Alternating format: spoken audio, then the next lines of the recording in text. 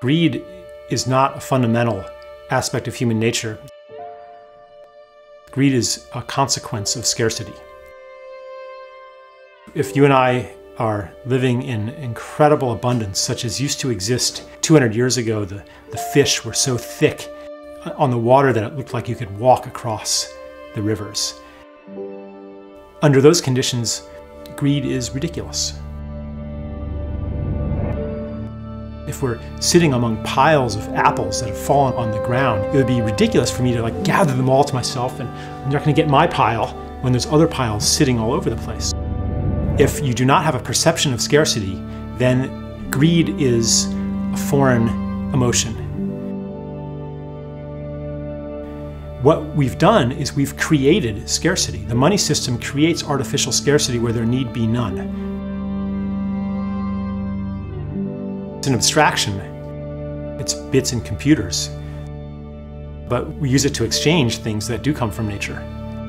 So if you use something that's unnatural to buy and sell things that are natural, then you're going to have a problem if the unnatural part expands exponentially and forces the natural part to expand exponentially too.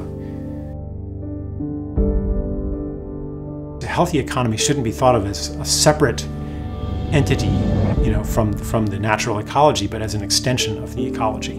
And so what do we have to do to make an economy operate according to ecological principles? The main principle is waste is food. There's no externalities. You don't start with raw materials and end up with toxic waste.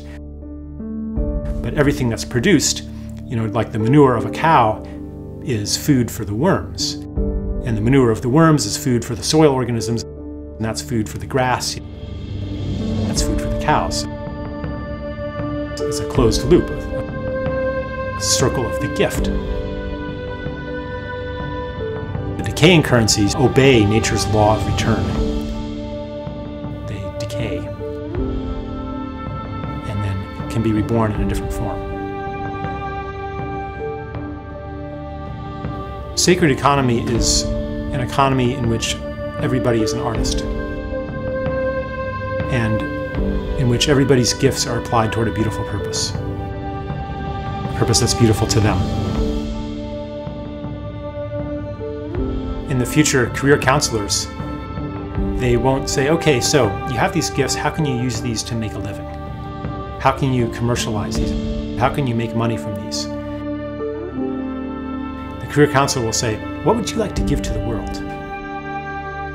What do you do that feels good?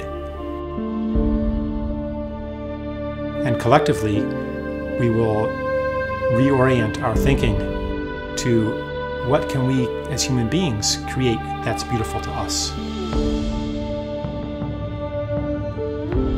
Beauty will become the new motivating program. Instead of security, or survival, or domination. That's what our divine gifts are for. We're supposed to look upon our works and say, that's good.